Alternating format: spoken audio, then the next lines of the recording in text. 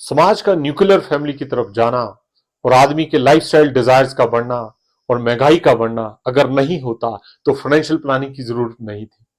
आज से 40-50 साल पहले लोग जॉइंट फैमिलीज में रहते थे, लोगों की डिजायर्स भी बहुत कम थी, महंगाई भी नहीं थी, इसलिए फाइनेंशियल प्लानिंग की जरूरत नहीं थी। दोस्तों, हम अक्सर ये मानते हैं कि जिसके पास ज्यादा पैसा है उसकी फाइनेंशियल प्लानिंग बहुत अच्छी है, लेकिन फाइनेंशियल प्लानिंग उसकी ज्यादा अच्छी है जिसके लाइफ के खर्चे, इनकम, उद्देश्य या गोल्स एक हद तक क्लियर है। दोस्तों, हर व्यक्ति की जिंदगी में ये खर्चे, इनकम और गोल्स आते हैं और हम उन्हें एक हद तक प्लान भी कर सकते हैं। अगर आप भी उन उद्देश्यों को समझना चाहते हैं, लाइफ को लेकर सिक्योर्ड होना चाहते हैं, तो ये वीडियो आपके लिए है। मैं विशाल महाजन रूपी एक्सप्रेस की तरफ से आप सबका हार्दिक अभिनंदन, स्वागत करता हूं। और हां, अगर अभी तक आपने हमारा चैनल रूपी एक्सप्रेस सब्सक्राइब नहीं किया है तो सबसे पहले इसे सब्सक्राइब कर लें। फाइनेंशियल प्लानिंग का सबसे पहला हिस्सा है कि हम पहले ह्यूमन लाइफ साइकिल को समझें। पहली स्टेज वो है जब व्यक्ति युवा है, उसकी कोई फाइनेंशियल लायबिलिटी नहीं, सारा खर्चा माता पिता के द्वारा किया जाता है। बच्चा बिल्कुल सिक्योर्ड है, उसको पूरा भरोसा है, विश्वास है कि कल को कोई भी खर्चा आएगा तो उसे घर वाले पूरा कर देंगे। आप किसी भी व्यक्ति से पूछिए कि उसका गोल्डन टाइम कब था, तो हर आदमी कहेगा कि जब वो युवा था। दोस्तों, वो गोल्डन टाइम इसलिए था क्योंकि हर एक युवा के माता पिता के द्वारा युवा को फाइनेंशियल सिक्योरिटी दी जाती है और हर व्यक्ति की युवा अवस्था उसका गोल्डन टाइम होता है, क्योंकि युवा अवस्था के उद्देश्य, गोल्स प्लानिंग के पीछे माता पिता होते हैं। माता पिता हमें एक फाइनेंशियल सिक्योरिटी देते हैं। सेकंड फेज 25 साल के बाद स्टार्ट होता है। इस फेज की सबसे बड़ी खासियत यह है कि इस समय ही सबसे ज्यादा इनकम और एक्सपेंस होता है, क्योंकि व्यक्ति की शादी, उसके बच्चे, बच्चों की पढ़ाई, घर लेना, कार लेना, परिवार के साथ छुट्टियां और एक इमरजेंसी या कॉन्टीजेंसी फंड भी उसको इसी एज में तैयार करना पड़ता है। इमरजेंसी, कोई भी इमरजेंसी कभी भी किसी भी टाइम आ सकती है, जैसे कोविड आया और जिन लोगों के पास वो इमरजेंसी फंड नहीं था उन सबको बहुत ज्यादा परेशानियों का सामना करना पड़ा। और अपनी रिटायरमेंट यानी कि थर्ड स्टेज की प्लानिंग भी उसे इसी स्टेज में करनी पड़ती है। भविष्य के कुछ निश्चित और अनिश्चित खर्चे हैं जो हम में स्ट्रेस पैदा करते हैं। यही फर्क है कि हमारे 25 साल पहले और सेकंड स्टेज में, फर्स्ट स्टेज में हमारे माता पिता ही सिक्योरिटी है, माता पिता प्लानर है, पर सेकंड स्टेज में हम स्ट्रेस फील करते हैं क्योंकि फ्यूचर की फाइनेंशियल सिक्योरिटी नहीं। हम बार बार अपनी लाइफ के फर्स्ट स्टेज यानी कि गोल्डन टाइम को याद करते हैं, तो क्या हम सेकंड स्टेज को भी गोल्डन टाइम बना सकते हैं? फाइनेंशियल सिक्योरिटी की सुकून, शांति अपनी जिंदगी में ला सकते हैं? तो इसका उत्तर है हाँ, बिल्कुल ला सकते हैं। उसके लिए हमें पहले सेकंड स्टेज पर एक मोटा मोटा बजट बनाना होगा। तो हम बजट कैसे बनाएंगे? सबसे पहले हम अपनी इनकम लेंगे। इनकम में हमारी कितनी सैलरी है, या मुझे कोई रेंट आता है, या मैं बिजनेस करता हूं तो उसकी क्या इनकम है। इसके बाद मेरे को एक्सपेंस लेने हैं, जिसमें फूड, चाइल्ड का खर्चा, बच्चों की फीस, हेल्थ पे खर्चा, कार की किस्त, घर की किस्त। और इसके साथ मुझे ये प्लान करना है कि जब मैं रिटायर होऊंगा तो मुझे कितना कॉर्पस चाहिए होगा। आप इन तीनों चीजों को बाइफरकेट कर लें, और जितना ज्यादा हम क्लियर इस बाइफरकेशन पे होंगे कि हमारी इनकम क्या है, हमारा एक्सपेंस क्या है और हमें आफ्टर रिटायरमेंट कितने पैसे चाहिए होंगे, हम उतना ज्यादा अपनी फाइनेंशियल प्लानिंग अच्छे तरीके से कर पाएंगे। वैसे तो हिंदुओं के 33 करोड़ देवी देवता हैं, पर अगर आप ब्रह्मा, विष्णु, महेश तीनों को पूज लें तो ये 33 करोड़ देवी देवता भी खुश हो जाते हैं। फाइनेंशियल प्लानिंग में आपको 3 देवताओं पे ही ध्यान देना है। ये 3 देवता हैं लाइफ इंश्योरेंस, हेल्थ इंश्योरेंस और म्यूचुअल फंड। इन तीनों को मैं ब्रह्मा, विष्णु, महेश भी कहता हूं। अगर आप फाइनेंशियल प्लानिंग में इन तीनों का ध्यान रखेंगे तो आपको प्लानिंग में 33 चीजें करने की जरूरत नहीं पड़ेगी।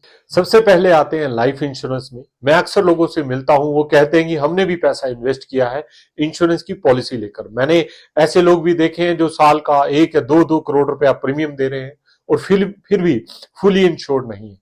जब इंश्योरेंस करते हैं तो इंश्योरेंस का असली ऑब्जेक्टिव कभी ना भूलें। इंश्योरेंस का असली उद्देश्य है कि कभी फैमिली का जो असली ब्रेड अर्नर है, कभी उसके साथ कुछ हो जाए तो उसके बाद उसकी फैमिली को कोई दिक्कत ना आए, फाइनेंशियली कोई प्रॉब्लम ना आए। इसका सीधा सा फॉर्मूला है कि जितनी आपकी साल की इनकम है उसका 10 गुना आपकी इंश्योरेंस होनी चाहिए। यानी कि अगर आप साल का 5 लाख रुपया कमाते हैं तो आपके पास 50 लाख का सम एश्योर्ड होना चाहिए, इंश्योरेंस होनी चाहिए। और अगर आप साल का 10 लाख रुपया कमाते हैं तो 10 लाख का 10 गुना हुआ 1 करोड़ रुपया। और अगर आप साल का 20 लाख रुपया कमाते हैं तो आपकी कम से कम 2 करोड़ की इंश्योरेंस होनी चाहिए।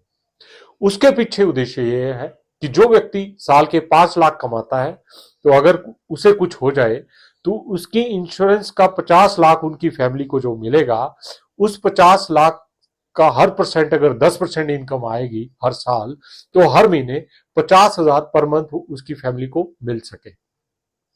वैसे ही अगर कोई 20 लाख रुपया कमाता है तो 2 करोड़ की इंश्योरेंस पे उसकी फैमिली को तकरीबन 1,60,000 रुपया पर मंथ मिलना स्टार्ट हो जाएगा।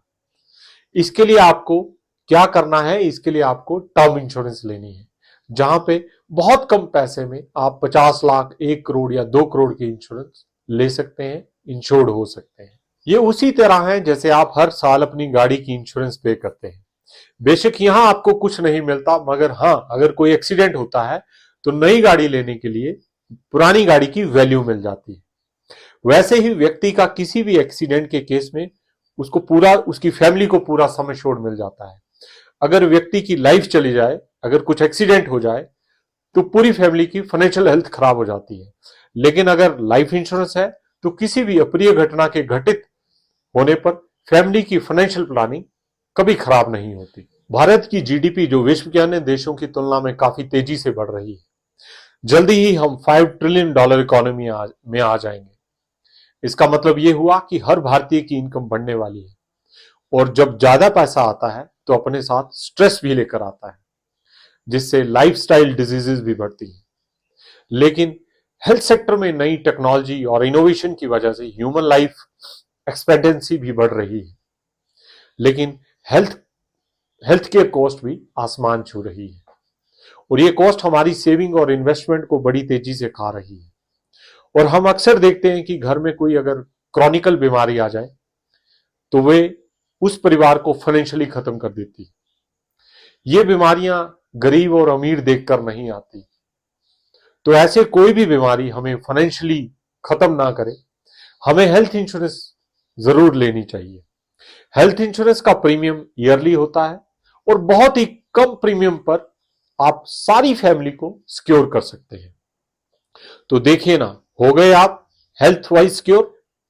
और अगर आप हेल्थ इंश्योरेंस के बारे में पूरा वीडियो देखना चाहते हैं तो रूपी एक्सप्रेस चैनल को सब्सक्राइब करें। जब हमने व्यक्ति की लाइफ और हेल्थ सिक्योर कर ली तो हमारा अगला काम उस व्यक्ति की सेकंड स्टेज के खर्चों और इनकम को प्लान करना है। हमने देखा कि ह्यूमन लाइफ साइकिल में व्यक्ति की जिंदगी के सेकंड स्टेज में ही सबसे ज्यादा खर्चा आने वाला है, और उस व्यक्ति को थर्ड स्टेज की प्लानिंग भी करनी है। तो आज आपको ऐसा टूल बताऊंगा जिससे कि आप खुद घर बैठकर अपनी प्लानिंग कर सकते हैं। आप अपने बच्चों की पढ़ाई और रिटायरमेंट कॉर्पस खुद प्लान कर सकते हैं। आप खुद वे प्लानिंग कर सकते हैं जब आप रिटायर होंगे तो आपको कितना पैसा चाहिए होगा। इसके लिए आपको इंटरनेट एक्सप्लोरर पर जाकर www.rupeeexpress.com खोलना है, वेबसाइट खोलनी है। तो आइए इसे प्रैक्टिकली करते हैं। हमारे कस्टमर हैं सुमित, उनकी वाइफ है अंजलि। सुमित की मंथली इनकम है 75,000 रुपया और वो प्राइवेट सेक्टर में काम करते हैं। सुमित की एज है 35 साल। सुमित की एक बेटी है अनाया, जिसकी एज है 7 इयर्स। तो आइए सबसे पहले सुमित की बेटी अनाया की एजुकेशन प्लान करते हैं। तो सबसे पहले हमें क्या करना है, हम सबसे पहले सिप कैलकुलेटर में गए, फिर हमने वहां पे चाइल्ड एजुकेशन प्लानर, उसके बाद रिस्क प्रोफाइल वेरी अग्रेसिव पे क्लिक किया। फिर अनाया की करंट एज डालनी है जो कि 7 साल है। फिर अनाया का वो एज डालनी है जब उसे एजुकेशन के लिए पैसों की जरूरत पड़ेगी। इस कैलकुलेटर की खासियत यह है कि आपको इसमें फ्यूचर का एक्सपेंस जानने के लिए आज की कॉस्ट डालनी पड़ेगी। सुमित ने बताया कि आज की प्रोफेशनल कोर्स की कोई एजुकेशन की बात करें तो वो 18 लाख रुपए है। तो हमने करंट एस्टिमेटेड कॉस्ट में 18 लाख रुपए डाल दिए। इन्फ्लेशन को हमने 5% लिया, तो जब अनाया 18 साल की होगी तो 18 लाख विद इन्फ्लेशन 30,78,611 रुपए के बराबर हो जाएगा। तो सुमित को इस 30,78,611 रुपए को बनाने के लिए, कॉर्पस को इकट्ठा करने के लिए आज से सिर्फ 11,000 रुपए की उसे एसआईपी लगानी पड़ेगी। अगर वो 11,000 रुपए की एसआईपी आज लगा लेता है तो उसे अनाया की हायर एजुकेशन के लिए कुछ और सेव करने की जरूरत नहीं है। अब दूसरा गोल लेते हैं सुमित की रिटायरमेंट का। उसके लिए आपको सबसे पहले सिप कैलकुलेटर में जाना है, उसके बाद रिटायरमेंट प्लानिंग में जाना है, इसके बाद सुमित की करंट एज डालनी है, उसके बाद सुमित की रिटायरमेंट एज डाल देनी है। अब मैंने सुमित से पूछा कि सुमित, अगर आपको आज रिटायर होना है तो आपको कितने पैसे पर मंथ चाहिए।